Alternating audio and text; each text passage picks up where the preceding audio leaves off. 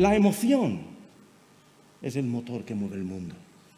La emoción es lo que realmente somos todos. Después viene la cognición.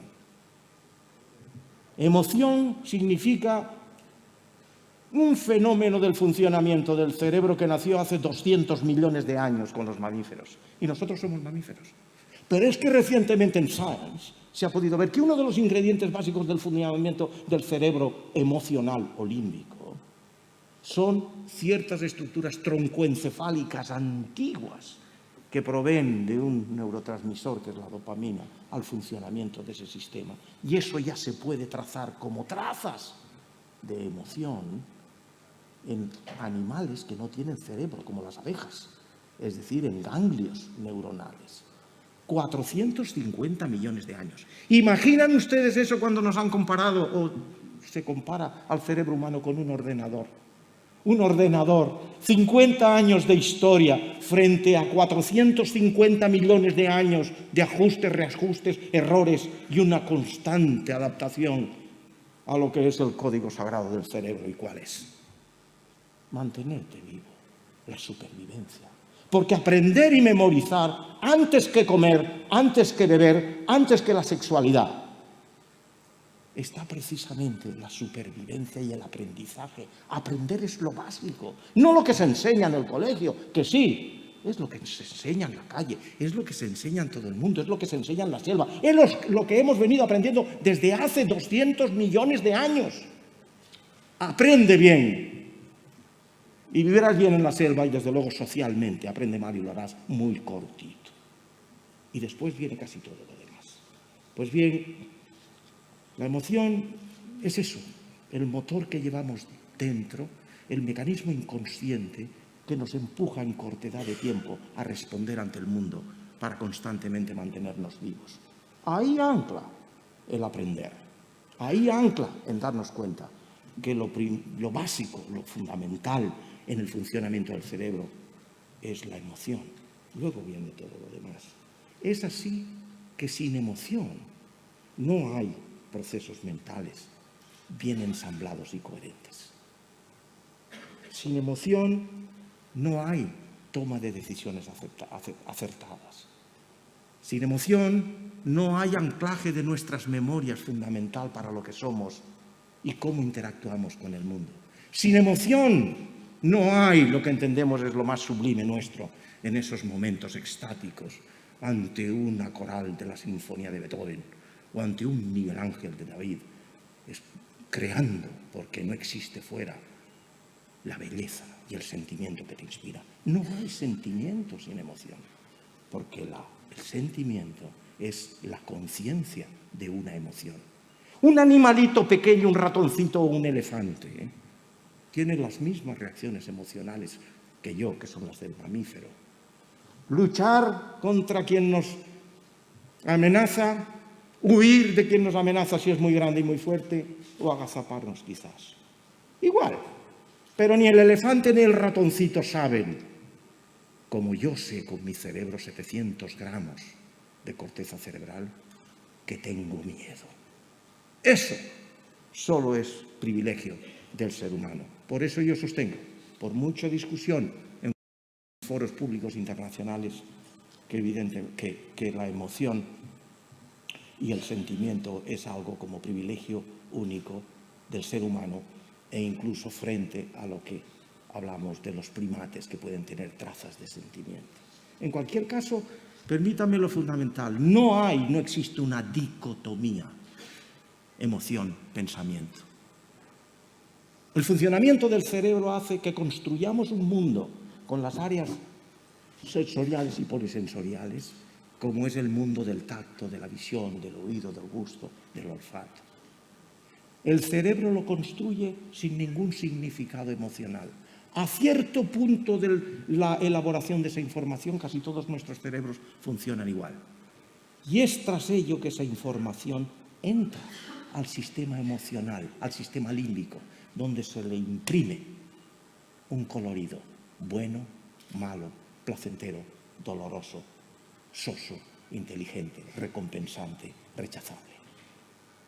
Y en ese sitio, y no antes, es donde se construye ese mundo único que nos venían hablando antes. Cada ser humano tiene su propio mundo, por eso nos cuesta tanto comunicarnos. Cada ser humano es un ser único, único nunca repetido, un universo completo. Por eso yo digo que cuando un ser humano muere, y eso no ha llegado a los valores de lo que es vivir en esta tierra, muere un ser nunca repetido.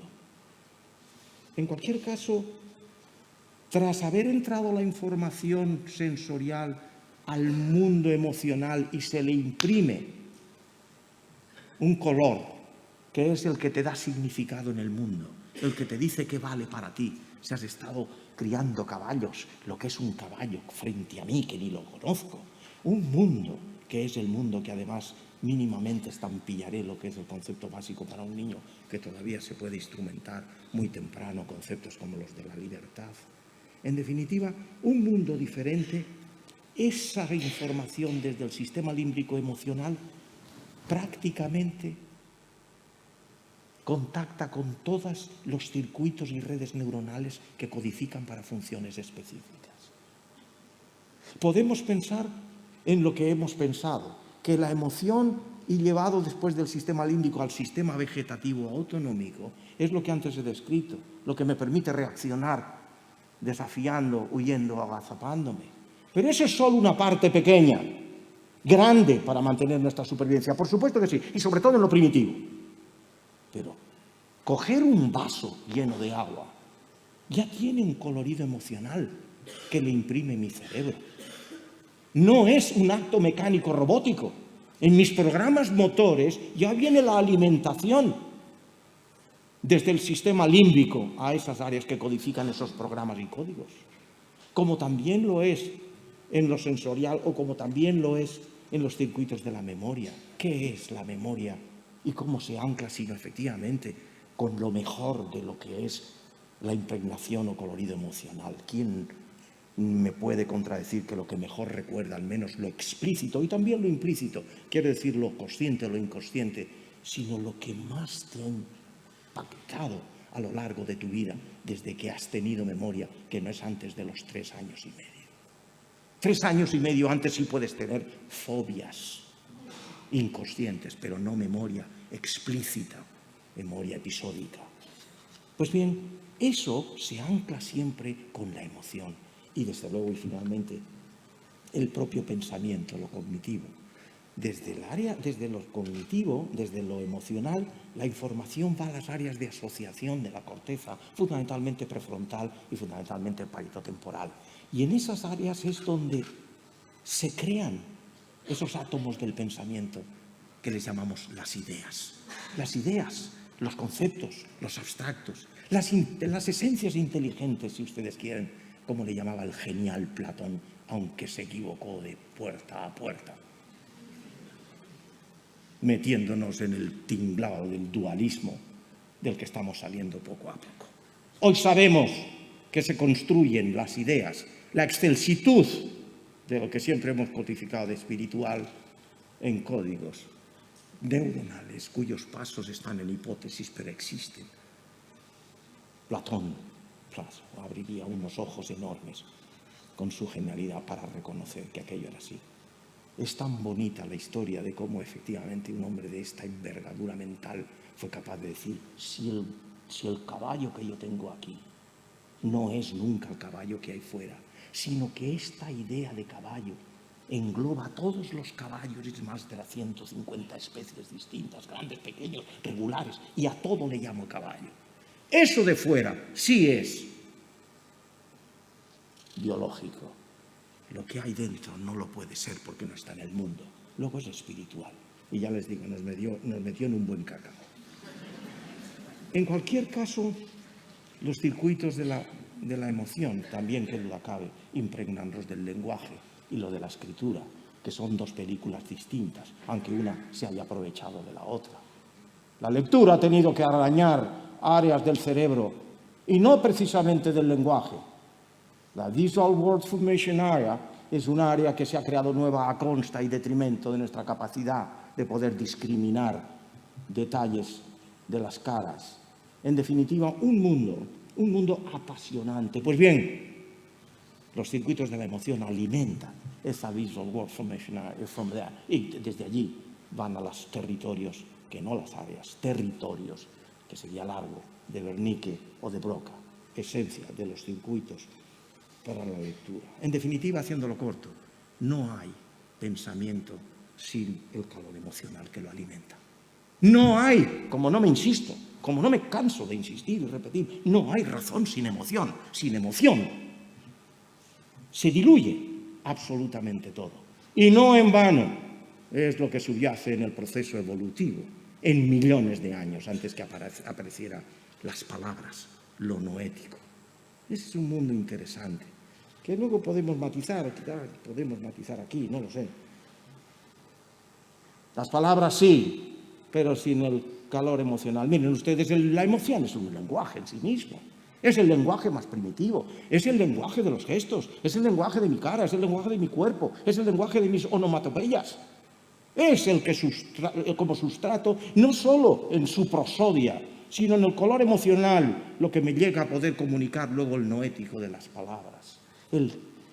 Y yo suelo decir que las palabras son como barquitos nacidos hace 1.800.000 años, frente a los 200 millones de años, que navegan en un inmenso océano de emoción.